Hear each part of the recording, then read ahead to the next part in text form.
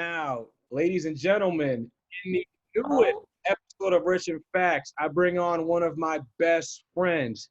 He is an alumni of Boston College. He is a graduate from Berkeley College. He completed his master's overseas, but most importantly, he is an amazing, multi-talented music artist, and he is way too good looking for his own good. oh my Ladies and God. gentlemen, I present to you Daniel Gazzola, aka ZOLA. Ah, How you doing, buddy? I'm good, man. How have you been? I'm good, man. It's so good to have you on here. Like I feel I've been waiting for this day for so long to get you Ah. on this podcast, bro. Like this is like Rocky circling that date for his big fight. I'm just like I'm so glad it's finally here. Oh man. Bro, But, thank you for having me. hey, I'm a big fan I'm of grateful. Rich and Facts. I'm grateful, man. Rich and Facts and Rich welcomes you with open arms. But I like to add, of course, you're a Cambridge native, man.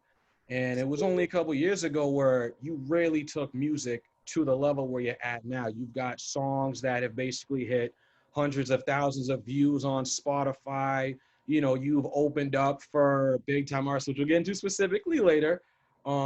But first starting out, I want the audience to get to know you better, man. How did you get into music? I want the whole backstory, my friend. The whole backstory. All Yeah. right. So growing up, my parents were like, you have to have an artsy pursuit. I already had sort of like the math and soccer thing. And I ended up picking piano. My little sister did too, but later decided to do ballet. And piano was pretty chill. I'm definitely grateful to have the background because it impacts like MIDI keyboard and programming on the music production front. But at the time, I wasn't a huge fan of classical piano. And in my head, that was like the only option in the music world. So like coming out of high school, I was like, oh, if I pursue music, it means, you know, go to some music conservatory and pursue being a concert pianist, which one, I didn't love piano enough. And two, actually, well, that was just it. I just didn't love piano enough. And I didn't really have like the drive to do that because instrumentalists are crazy. So yeah, then I went down like the math physics route at BC and swapped physics for philosophy towards the end. At the end of BC, I was a little burnt out on math, and I had been kind of like fooling. I'd been like DJing in the Boston area. Like one of my friends that was a promoter knew I was making these little SoundCloud mixes and was like, "Yo, do you want to DJ?" Hours canceled, and it just kind of like branched out from there. And then maybe after like a year of DJing, I started producing my own stuff. And then towards the end of BC, I applied to Berkeley, potentially a little too early because I got super depressed there and like cut most of my classes. But then, yeah, maybe like a year and a half, 2 years ago, I don't know. I just started taking things more seriously. It's definitely my dream. It doesn't pay enough at the moment. So I'm job hunting for, a corporate job, which will be something, I'm sure. But yeah, if it ever takes up more, if I can make like 30, 35K a year for music, quit my job. It's freedom. I think I just want freedom. That's what I'm chasing right now. I don't like the whole corporate world. I know, and I definitely want to get into the corporate world and entrepreneurship from your perspective. Um, but before that, I want to get a little deeper into your music path, right? Like this was sort of a gradual yet steady momentum. I remember 2017 when you were senior week in BC, you were DJing, and after that, you've done plenty of gigs at bars in Alston where you've been featured The on drive. Friday night. Yeah, the draft. For in the Boston area, the Japanese travel and listening was the draft. Like how you went from DJing. So I guess what was that environment like? Just what was the process like of you putting together music, the whole process of getting ready for those Friday nights? It was showtime. I just remember being there all the time and having a great time with the music. What was that like, just being in the Boston area and being a DJ in Boston? It was fun. I mean, let's see. You definitely deal with a lot of drunk people, and drunk people can be not so friendly sometimes. So I feel like it kind of like steeled my nerve a little bit in some respects because I used to be a pretty kind of like passive pushover person, and now I feel like I'll hold my ground if I feel like I'm being disrespected.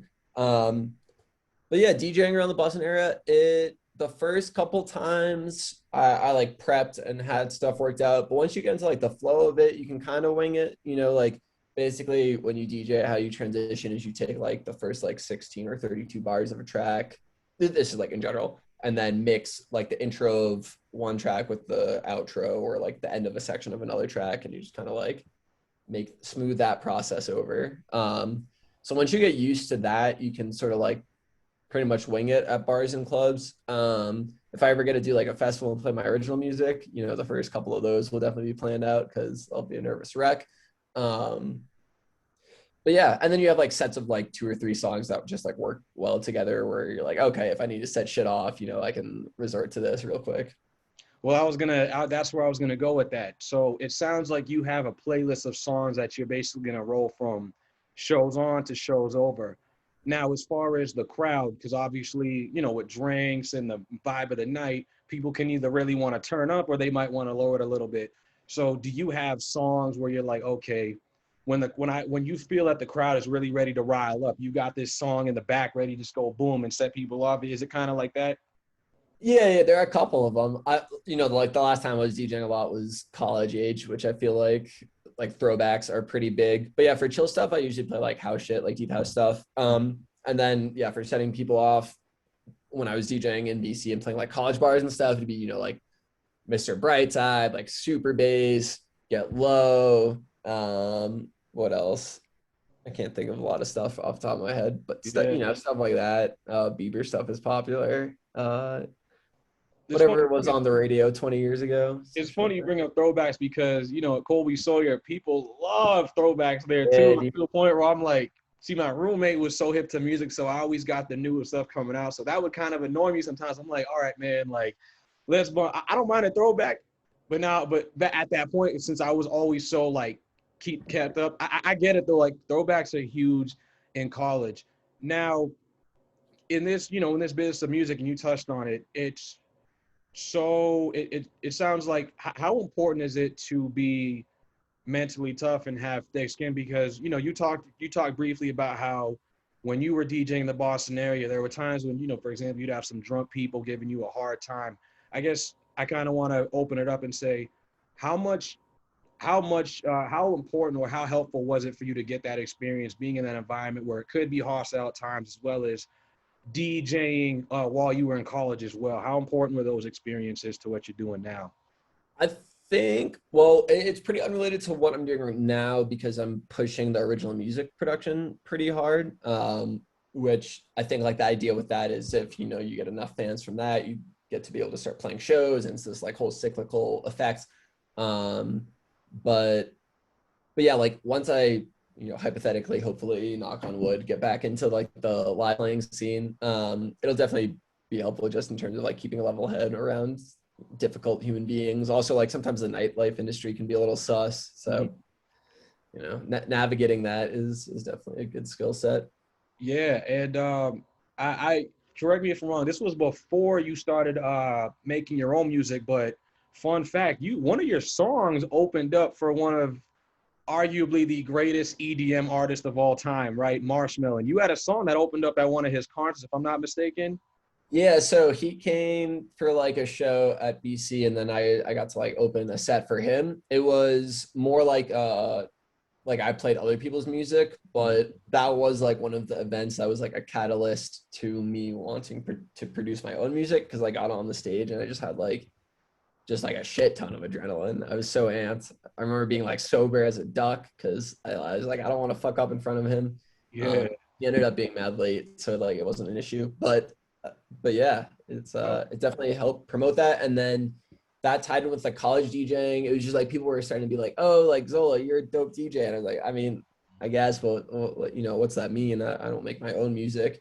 And I kind of felt like a bit of a fraud almost. So that mixed with the fact that I really liked EDM kind of like pushed me towards maybe experimenting, starting to produce my own. Yeah, in recent years, you've made the transition from being a DJ to now you're creating your own music. You have a shit ton of songs on, you know, Spotify, many Yeah, other trying to do one a platforms. month.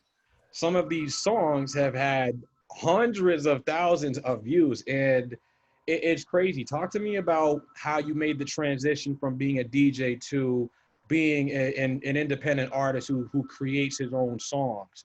What was that process like in making the transition? Yeah, so it was definitely like a very gradual transition. You know, like I was DJing a ton, and then I was just like dipping my toe in the water with music production. So the first couple times opened up, I started on Logic. The first couple times I opened it was maybe like once a month or whatever, like throughout, I want to say like sophomore year, maybe towards the end of sophomore year, early junior year. And then yeah, that like very slowly increased. I went to Berkeley, as I mentioned. I got a little depressed there and just kind of like avoided music for a hot sec. And I did software sales at Synopsys, and I was like, oh damn, I definitely like music. So yeah, I've just been doing that, and I kind of blanked on what your question was, but did I answer it? Yeah, no, you did answer. I actually kind of forgot it for a second too. And you know, we're in a time now where people are really starting to take the conversation of mental health seriously. You know, me and you have had serious talks about my struggles, you know, with anxiety, depression, as well as yours. And you were really there for me in a tough time in my life where I was basically struggling to cope. Um, I have definitely seen there's a spark, like there's this sort of energy in you that, you know, I that we've talked about, and I know it's definitely come from how music has found you. Like, but you know, there's a lot of people out there who I've met who are also struggling with anxiety, depression, and they don't really know what they want to do with their life, and that's a lot, and that's contributing to a lot of it.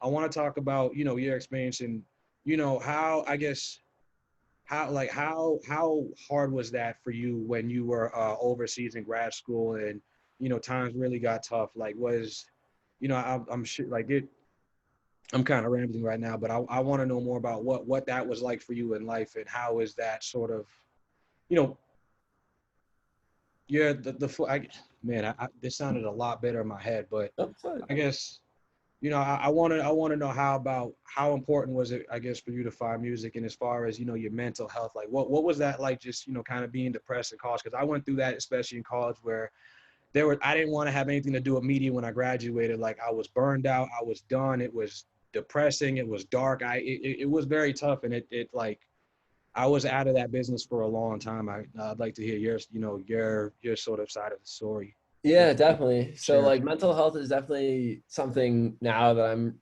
really focusing on, because it's kind of hard being an artist, without much like fiscal return. But yeah, at Berkeley, there's like a couple of scenarios that just like put me in a bad mindset. I felt like I was a little in over my head in terms of production. Like there were kids that were way better than me, and I had sort of just started figuring it out. I was like, oh, did they just accept me for tuition money? Like shit like that. Then like my apartment got broken into.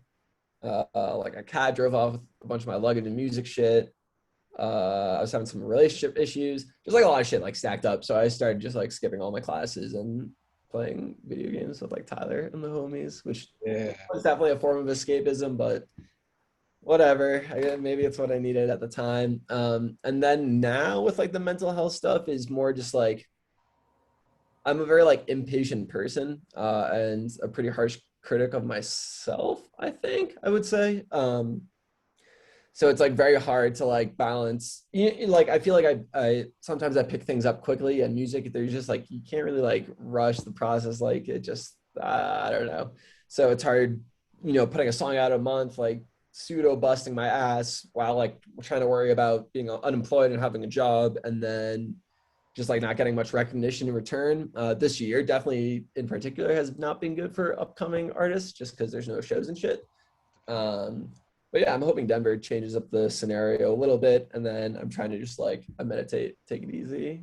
Yeah, I remember the last time I went to see, which was like a year ago. I quickly peeped. I remember like you had like a whole. It wasn't like a vision board, but it was sort of like it was like a mantra.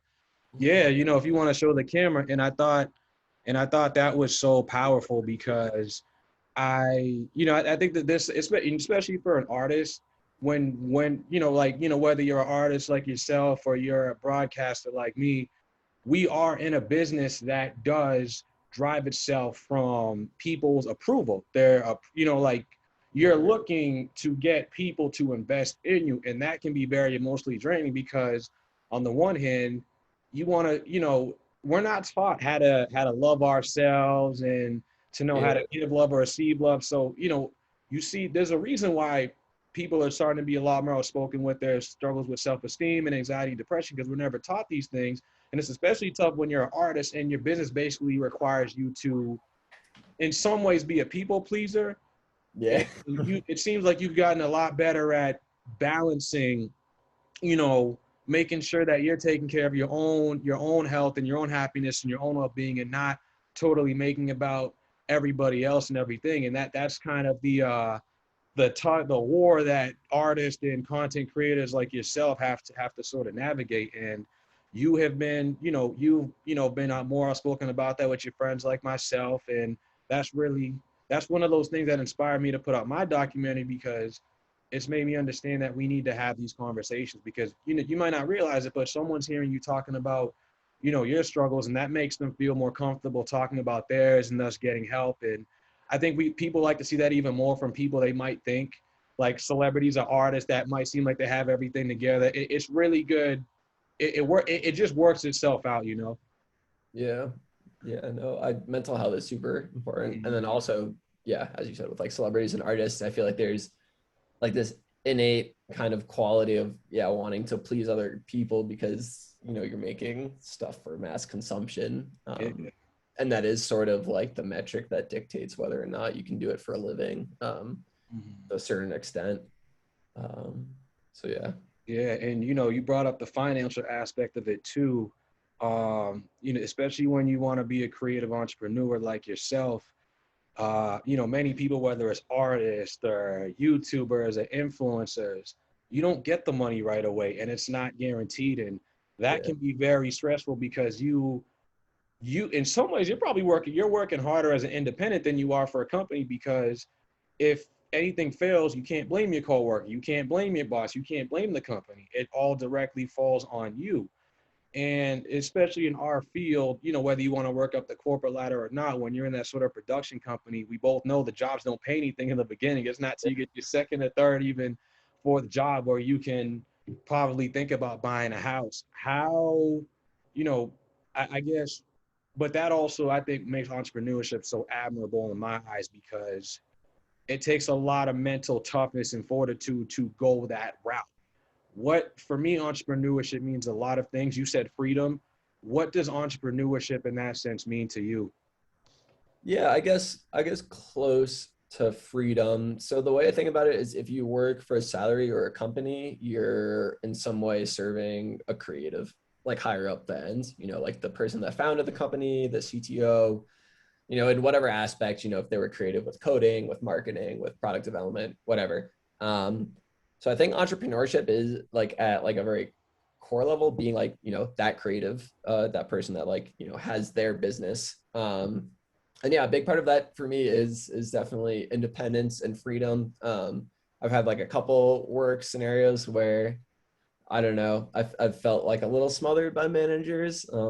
And I don't know, sometimes I feel a little smarter than people in like the corporate world. Not, obviously it's a big fucking world, not the whole world, but during my brief experiences, I've definitely felt a little kind of like creatively and intellectually smothered and like a bit like a robot, like, someone, I don't know, that was like 17 could be doing what I'm doing. So yeah, that turned into more of like a fuck the corporate world than what entrepreneurship means to me. But Well, it's funny because I'm getting real One Piece vibes hearing this from you right now. The anime reference for my viewers, but you've seen a little bit of One Piece. And the main character basically, like, he wants to be the king of the world, not because he wants to step on anyone's throats, but he wants to be able to do whatever the hell he wants whenever he wants to. And I think yeah, that, like I just want to be able to visit the boys in yeah, Cambridge, like play right. a show in LA, hang with the homies there for a bit. I don't want to. And I think that's something that is really awesome to shoot for, because I see reports from Forbes and other outlets come out all the time saying how more than 50% of Americans aren't happy with their jobs. Right? You're taught to sort of assimilate and work for somebody else. You're not taught to have dreams and pursue your dreams. And I've noticed there are a lot of people who want to be doing something different, but they're afraid because they don't want to be the nail that stands up and gets hammered down, because nobody wants to be embarrassed. Nobody wants to be rejected, myself included. You know, it's some of it, like the fear of rejection is a physical pain too. It's like a stabbing wound, right? It's like there's been studies about this. Like rejection feels like you're literally being stabbed or shot with a gun. And unfortunately, because of that, it stops a lot of us from even trying. And maybe we do try, and the first time we get shot down, or someone doesn't like our music or our content, or they call us ugly, like that's it. And you know, I guess like how you've been in this game for a little while, so you can speak to, you know, how the challenge, I guess, is of just pushing through all of the sort of the naysayers and, you know, the X, Y, and Z. I guess how important has that, you know, what I guess how has that shaped you into who you are now? Yeah, let's see. I mean, I don't know how much like dealing with the rejection has shaped me. Maybe it's like made me a little tamer. I don't know, or the weed, who knows. But in terms of like just like pushing through it, I think having like a good friend group is really dope. You know, like people that just like believe in you, even if like the stuff isn't there yet, like they believe in sort of like your character and like your drive or like your energy. That's been really beneficial. I have been fortunate enough to have like a couple labels interested. Um, but yeah, I mean, basically when I get a song finished, like mixed, mastered, and done, I do like my label submissions, and I just try to like emotionally distance myself. Like whatever, like if labels don't fuck with it. Luckily, like one of my favorite songs that I put out, Said and Done, I just put it out. Like all of the labels rejected it, and I don't give a fuck. It's a banger, and yeah, it's one of my favorite songs. So also just like, yeah, if you can steal your wool and like get to the point where you start to feel proud of what you're doing, it's a good way to keep with it. That's powerful. Now we got to talk about your music, my friend. We're going to talk about a couple of songs. I just want to pull it up my phone so I can give the exact count. But your song Said and Done, which I believe came out maybe a month or two ago, or 20. This was a very different song from what you put out before. And we talked about this off screen before, how you wanted to experiment with hip hop. And Hell yeah. this song Said and Done has over 38,000 views on Spotify.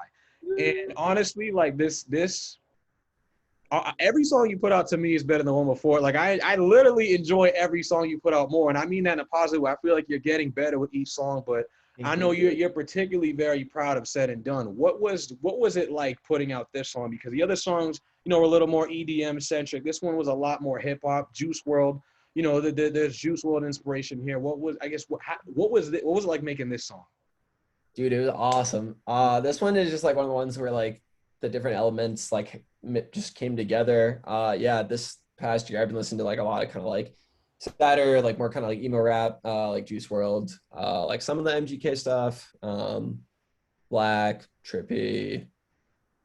I've been listening to a lot of Slow Tie as well. But anyways, yeah, putting this one out, I got like the rough vocals back from the vocalist who did like a rough phone recording, and like right off the bat, I was like, oh, this is fucking fire. Like, you know, because vocals carry a lot of kind of like emotional weight in songs. And then yeah, I just managed to stay creative long enough to do some little sound design tricks in the second drop, and shit kind of like came together. Yeah. Said and Done, I feel, has the perfect vibe.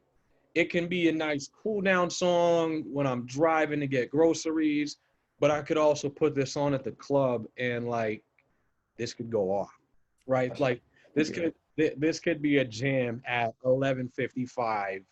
It's got a great energy to it. It's one of my favorites. I listen to it all the time. Another song, and I want to talk about the cover as well. You know what? Yeah, we'll start with I'll start with the cover art, and then I will transition into the next song. All right. So this cover art, it's got a couple pictures of you. It's very anime inspired, and I've noticed that with a lot of your music covers, there's a lot of anime inspiration in here. That can't be by accident. How No, sir. anime is such anime is such an interesting thing nowadays, because I remember when I was a kid growing up, that was something that you had to keep on the down low, right? You were the weird Oh, kid yeah, if for you were sure. in the anime, if you rocked with Yu-Gi-Oh cards and Pokemon cards after a certain age, you were the kid that got bullied, you didn't have any friends, all that stuff. Well, now we're seeing a huge culture shift where you got people like Meg Thee Stallion, Juice World, Michael B. Jordan, NFL, and it's become a lot. All the cool kids, so to speak, are rocking with it now, and I'm noticing Yeah. it's just grown in general. How how has it, how did you get into anime, and how has it influenced you in music? Yeah. It's a loaded question, so feel free to take your time with it. No worries. I first got into anime ripping like, the early Naruto on Cartoon Network, Mm, like once a week. I didn't watch it all the way through, but like I remember some of like the scenes that really stuck out to me as a kid that like blew my mind were like early on when he fights it's like Kakashi, him, Sasuke, and then I think is it Haku, the one with like the ice mirrors. The Haku. first time you see him turn into the fox spirit, I was like, Yeah, oh fuck, I got like goosebumps. And then I like took a break from it for a bit until I just thought it was cartoons. I didn't even know like what anime it was. I saw Avatar, obviously. And then yeah, more in like high school, like when we started being boys, when I started being like Daher, all the homies, I started watching a bit more. And yeah, now it's like, we have our VRV, our group chat. Whenever some new shit comes out, we peep it. Demon Slayer, obviously lit. Jujutsu Kaisen, it's all on the come up. I also think that's mirroring like the whole like esports gaming world on the come up. I think they're pretty that's true. closely Yeah, related, and hopefully EDM with that. But and then in terms of like influence on music, Porter Robinson was like one of the artists that inspired me to start producing my own music, and I know he takes like a lot of melodic influences from anime slash like Japanese music in general. mm, Um, so yeah, I think in some of my, for example, like I think my most recent release is Change My Mind. There's like a little piano melody part that was like very Porter Robinson-esque that I thought would sound good there. And yeah, so like melodies, maybe like some slight harmonies. mm. And then obviously the whole cover art, graphic design aspect. I'm trying to make that like my brand. Because I don't love like posing in front of cameras too much. Yeah. What was the and I'm a huge fan of all your cover arts, of course, because I'm a total anime. I'm a huge anime geek myself. What was the inspiration for that one in particular? You got there's two of you, and then there's the devil you. Like what went into that? Yeah, so I don't know, it's just like my little vision, sort of. Basically, so when I was thinking about what I wanted to do for branding, I was like, okay, I want an anime artist to draw photos of like me and any artist I work with, and then a graphic artist to turn that into cover art. With this song, it was like the first one that I was releasing that was like a little more kind of like dark, like a little heavier. So I really wanted to like emphasize that kind of like dark, like haunting vibe. And in my head I like pictured that not nearly as good. I drew like a little shitty stick figure. If you give me 2 minutes, I actually might have a Yeah, photo of go this. ahead. I remember seeing it, but I love the Odyssey too. I was like, I might have to hit up that artist for a commission myself. I want to get the friend group. We should just get like a fucking Yeah, a gang pic. like that art for him to take that drawing that you had and to turn into what it did. That was like turning Some art. dirt into a diamond. Like that is no disrespect to your drawing, but like No, it's cool. I've seen some artists on I've seen some draw I see anime drawings all the time because like anime's all over my feed. For him to do that, like that's top notch. That Yeah, would I be was hyped.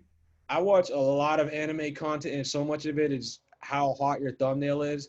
That guy, his art is harder than 90% of what I've seen on the anime content. Nah, Like talented. that art itself was chef's kiss, man. As Jack would say, barbecue chicken. That was hot. Seriously. Oh man. Where is this shit? Give me 2 minutes, and if I Yeah, can't, yeah, yeah, yeah. No problem. I'll just call it a scratch. Go through. Uh,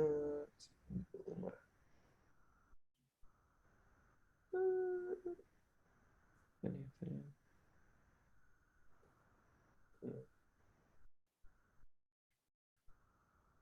Hmm. Damn, bro. I don't know if I'm. Nope, I don't have it. Okay. Oh well. Someday. Someday it'll be revealed. Oh, don't worry. I'll if you got me the picture, I'll post it on my Instagram and hype it up. Word, I got you. I got you. Man, now we got to talk about. I'm trying to tag you in this Instagram post right now. I can't even tag it. But we gotta. So I want to briefly talk about Demon Slayer because you brought it up. Demon Slayer has been one of the hottest anime and manga to come out in the past couple of years. The movie just came out. It broke record numbers, not just in Japan, but even in America as well. It's the second highest grossing film of all time. The only thing it didn't beat was the first Pokemon movie, but it's Pokemon. Pokemon's basically like Jesus. Yeah, it's like the forefather. There's a video game coming out later this year, and there's also a new season coming out later this year. Have you seen the movie yet? I have seen the movie. What do you Indeed. think? I thought it was really good. I wouldn't say I was like blown away with plot per se. I was definitely surprised that they killed off the Flame Hashira. yeah, that was definitely a twist Yeah. that I was not foreseeing. I didn't love that the whole train turned into like the demon. Yeah, I know that was gonna miss. But yeah, outside of that, obviously like the Demon Slayer animation is top notch. Like the 3D modeling stuff they do is really sick. I don't know if that's the technical term, but Yeah, like camera angle switching that wasn't around during like earlier, did you watch it in theaters or did you watch it? Did you like? I did the string link that posted in the group. It's funny because I watched the stream link. First off, I thought like I had chills watching that movie, especially like the final fight between Ren Goku and the Upper Moon. I actually took my buddy to see that movie last week, and he's not even into anime like that. He got chills watching it. To me, that was the perfect movie to introduce somebody to anime that doesn't really know what it's about, but it's curious. I thought the animation and the music were great. That's a good idea too with the movie, because it's like sometimes some animes it's like you got to be like, okay, like I'll show you this, but you got to watch like 7 episodes straight, and then you'll get it. He definitely would have been like he watched like maybe the first couple episodes. That's one of those movies that you need context to fully enjoy it. But I think as a theater experience, if you even just know a little, maybe just a little bit something about it, I think you can come out of that movie like, okay, like there's actually something here. It's not.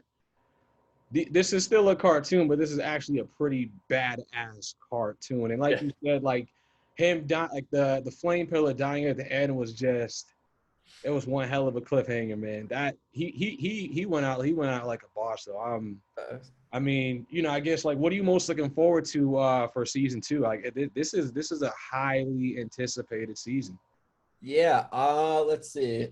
I'm looking forward to like more development into like the King Demon dude. What's his name? Like Muzan. Mitsubishi. Yeah, okay, Muzan. Yeah.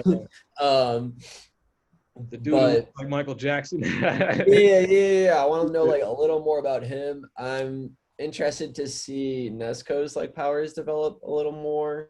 And then also the kind of like potentially Tanjiro's older brother character, the other Hashira. Yeah, that guy. I want to know a little more about him as well. I'm definitely looking forward to seeing more of the Upper Moons. I want to see more of the Hashira. Yeah, seeing some of the Hashiras go off would be sick. That's really when Demon Slayer, like for me, went to another level. I love the arc when all the Hashira got introduced. I love their character designs. I love their personalities.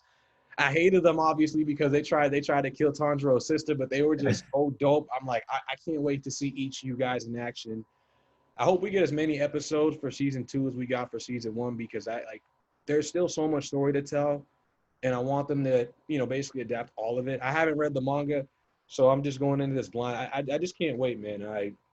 I miss when me and you used to get together on like Friday and Saturday nights and just like have a plan, watch whatever was popping. Man, I wish I could reveal what my next video is going to be because it would relate to Demon Slayer, but I'll save that for another day. Let's talk about another song that had an anime inspired cover as well. You talked specifically about how this song was a unique project as well. The song you made with KG Lily, and I believe it's called The Real Thing. What was it like working on The Real Thing? That one was That's my fun. favorite, by the way. That's my favorite song. Oh yeah, It is. that one was It's like the first one where I was kind of like, all right, fuck it, I'm just gonna mess around and see what comes out. And yeah, so a lot of what I've been producing was like halftime, 150 BPM, like future bass stuff. So Mhm. like that kind of like headbangy shit. Yeah. And this I was like, oh, I'll do like a house beat at the same BPM, so like a fast kind of like Euro house beat. And then I just kind of like filled the space in around those drones. I found KG, I think, on Instagram, and I hit her up. And yeah, her voice sounded amazing on it. Usually when I'm like producing, I have like a certain like type of voice in my head, and if I can find someone like close to that voice that I was imagining, it's usually a good fit. And having no with no words said and done. One of the ones I'm working on now that just got signed that is unreleased. I'll actually send that to you. It's a banger. Um, but yeah, and then I hit her up, sent her like the rough beat, and she sent me the vocals back, and I finished up the rest of the instrumental and got it mixed and mastered. I so like every month I'm looking forward to that next song. And this will go into my next question. I I'm trying it well, what I don't know how many months has it been? It seems like for the past 6 months, like 6 months to the 3/4 of a year, you've basically been dropping a new song at the end of every month. Um, Trying to. We're cutting it close for July though. I cut it close for June too, yeah. but trying to keep up. How what has it been like for you trying to keep up with the deadline and also consistency and momentum? Because those are the type of things that I always hear from, you know, big like the content creators who have been in the game for 15, 20 years. They always talk about momentum, consistency. Those are two of the biggest things. How in how important has it been for you to put out songs consistently on a monthly basis? Because you've been on a consistent run now for it seems like a while now, at least 6 months. I know for that for a fact.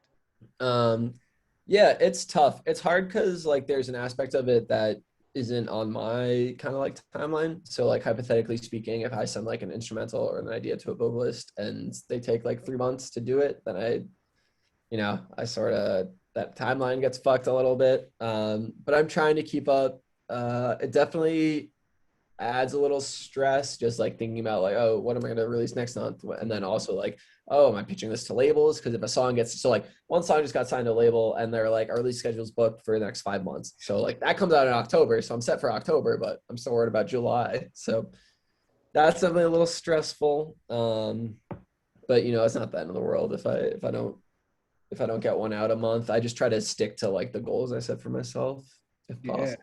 Well, one of the things I can definitely relate to with my internship experience at some of these big news outlets is those deadlines are hella stressful. And it's I think people on the outside don't realize how much time and preparation goes into whether that's a 3-minute song or a 2 or 3 minute news package.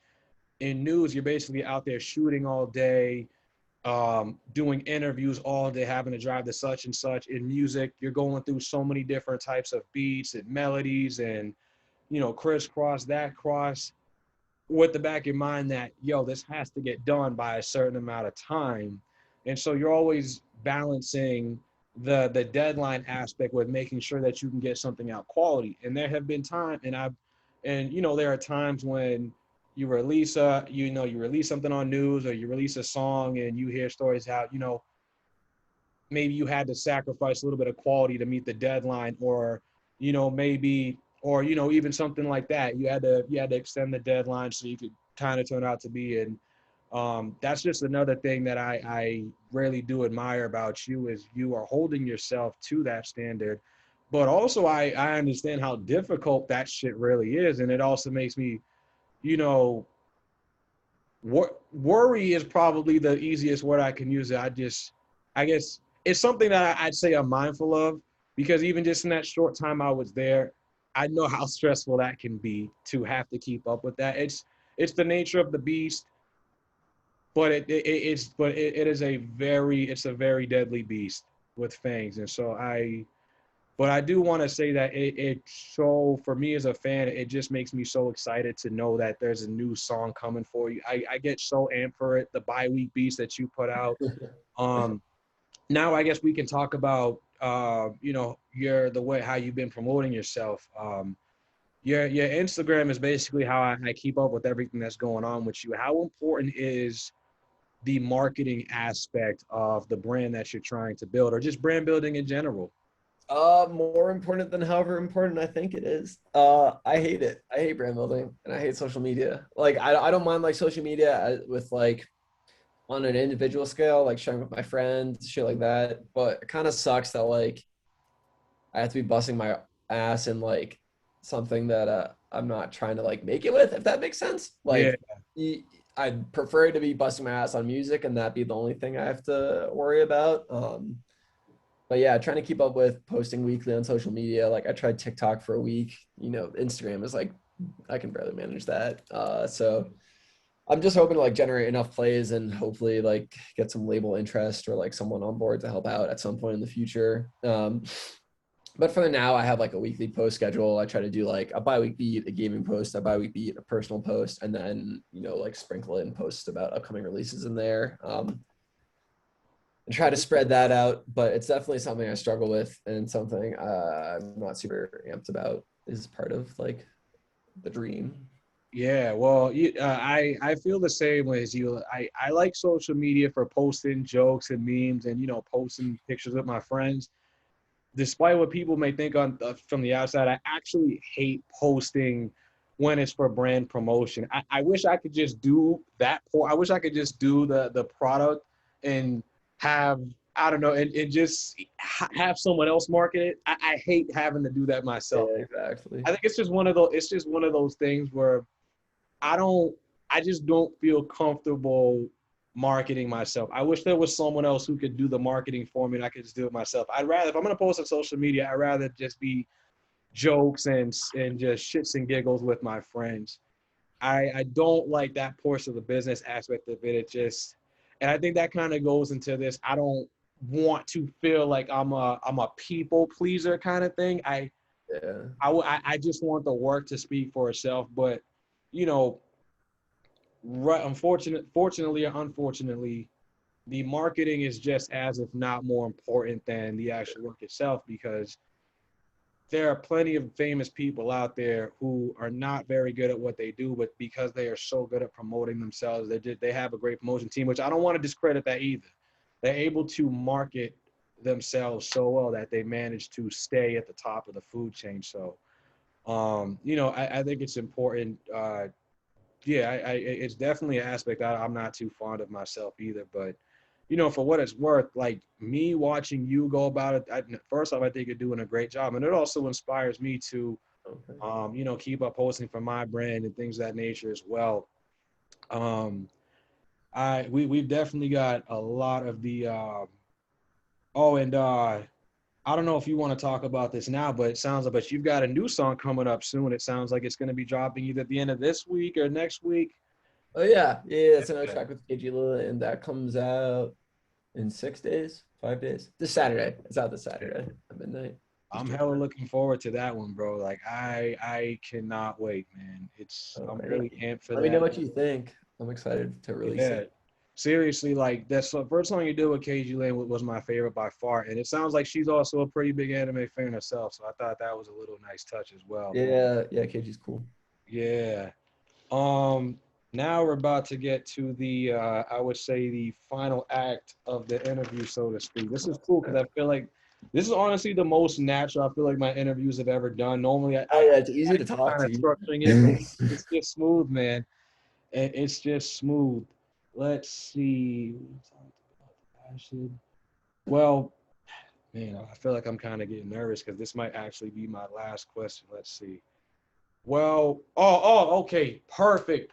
Yes. So, for those who don't know, you recently moved to Denver. Oh yeah. We spoke about this a ton off camera. Um, Moving to Denver, part of the move was about putting yourself in a position to grow your brand and your label even more.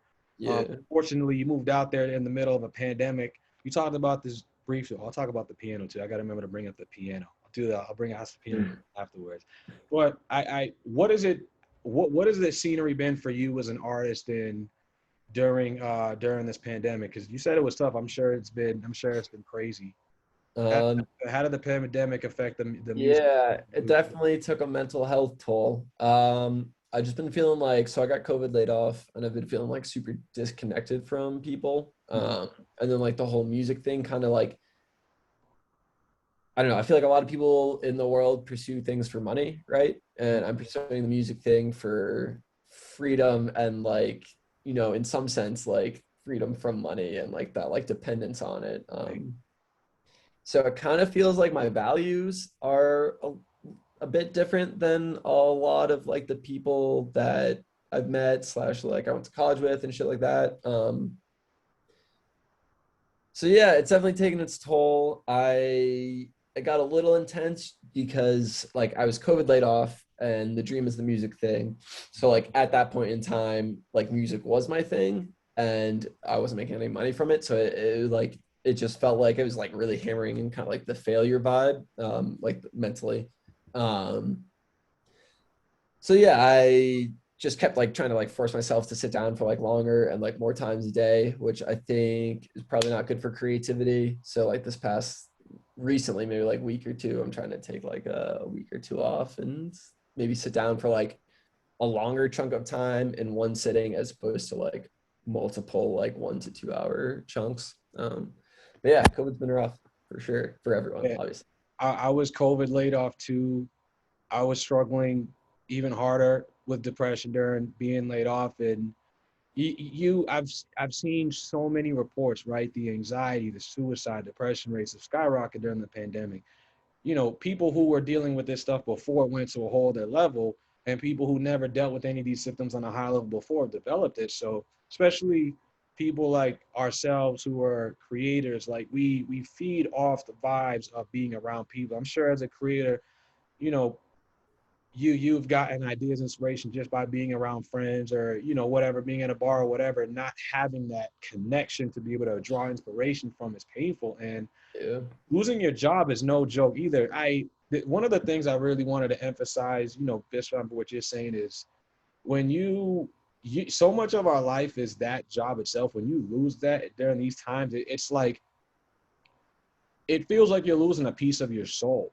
It's like whether you like that job or not, it your day is typically structured around it. And losing that job and not knowing where the world's at and not knowing if your friends or family have COVID and whether you're gonna catch it, it's no joke. I'm in the same boat as you. Obviously, COVID laid off. I'm looking for work right now too, and not being around people, it really made me feel like I was alone because I wasn't able to really talk to people my age or in general, seeing, hey, how you doing with your health, how you doing financially wise, things of that nature. When we were in college, we saw what everybody was doing. We saw when people did homework, we saw when people partied. Now we're going through some shit and we're not able to feed off our friends and our acquaintances for guidance. So I definitely feel that as well. I want to say that watching you has definitely given me inspiration to get back to building my brand. And I'm in the same boat as you. I never, talking about money, I don't do this for money. And this is something I try to tell my parents, like, I would not do this for money. I said I would at my last job, I was willing to take less money, do something like this. For me, it's about freedom just like you, but it's also about there are so many amazing people, brands out there like yourself. I want to be able to tell those stories. It's no, I'm a big fan of what you do, I guess, and this is why I have you here right now because I want more people to see what you're doing.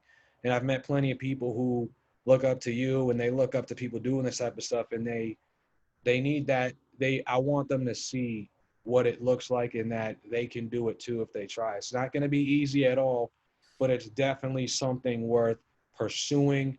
And we're all connected in many more ways than we realize. There's a lot of division too, and there's some idiots out there, but it's definitely when you sort of take away the veil, you see there's a lot more on the inside. But yeah, man, it's just I'll just end my rambling there and just say I'm really proud of the work that you're doing. And Yeah, I before I wrap this interview off, I just want to. Oh yeah, I forgot who we're talking. Before that, okay, I got two. We'll talk about the piano, and then we'll talk about, and then I'll wrap this up. But I honestly All right. forgot. But I'm The sorry. piano, you said? Yeah, I mean, do you still? I didn't know that you were in the pianos growing up. Is that? Do you still play the piano now? No, not really. I played piano for maybe like 12 or 13 years. Right now I'm in the process of trying to teach myself guitar so I can like play it in my songs. I actually have a beat I'm working on right now that's just it's me on guitar. And actually in Said and Done, like the melody riff was played by like my mentor slash coach, Mm-hmm. but there's in the build up, there's like a pretty reverbed out like electric guitar. It's like two notes being played rhythmically, and that was me. I like plugged a quarter-inch in, so Yeah, like technically I'm playing guitar on Said and Done a little bit, I'm but telling you, yeah. said and done is just so distinct in just the most awesome way. It's Thank you, dope. bro. I really do It's appreciate it. dope. It's. I mean, this is why I have you here, and obviously you're one of my best friends. But I want people to see the amazing person that you are, and the amazing work and grind and hustle that you're doing. I've told you before, like you are already one of the most important people in my life and one of the biggest inspirations in my life. And no matter what happens from here, I'm already proud of you. You've already helped me understand the value of life, but also purpose and just so many other things. I could honestly write a book about it, which maybe I'll do another day. But before I wrap this up, I want to know so what's next? I guess is there like I know it's kind of crazy. It's like a loaded question. So how about we keep this more in the First of all, well, thank you in the for. short? We I can didn't keep want to like cut you off, but thank you it. for like saying I'm an inspiration and that you fuck with my music and everything. Like, obviously, you're one of my best friends in the world, and like hearing shit from you about that makes me want to pursue music more. So that's like this nice little circle. But anyways, sorry I cut you off. No. My fault. I guess I'm like, again, like I've never had an interview just feel this natural before. Like I'm so used to having to look at questions, that crazy. That's a good sign though. But yeah, I mean like, so this is more like I guess in the immediate future. Obviously, you've got a song coming out. We want to look forward to that. What I guess like, is there anything special coming up during the summer? I mean, you've also got a gaming channel that you started as well. Yeah, my Um, shit. I guess like what can we expect from Zola this summer? Hopefully, a release a month. Um, More gaming content for sure. I'm hoping to apply to some shows. There's some venues in Denver that are like based around more like underground, undiscovered artists. And like that wasn't really something that was available in Boston. It was more like, how much of a promoter are you willing to be? Yeah. Which for me is 0% a promoter. So I'm hoping there are a little more opportunities that are like, have someone with an ear toward the music, and hopefully my music is suiting for their tastes. Yeah, Are producing things work. opening up now in Denver? Yeah. Denver is like sort of like a little more southern than Cambridge for sure. Like more of those influences. So I feel like it fully opened maybe like 3 weeks ago, a month ago, something like that. Yeah. Sure, but yeah, people here just like don't really give a fuck. Well, closing captions. Was there anything, my friend, that I did not address that you feel that is there anything that you wanted to talk about that I had that maybe I haven't addressed yet? No, not really. I'll play you a song I finished at like after this is over if you want to hear an unreleased thing. Word, yeah, send it to me. By the way, I was trying to check out those mixes that you had on SoundCloud. Oh yeah. They're privated now. I was trying to listen They're to it like, private? yeah, Did my manager make them private? Oh shit, my manager made them. yeah. No cut. Yo, I think my manager took them down. That's hilarious. Wait, Oh, no, they might not. Let me see. Um,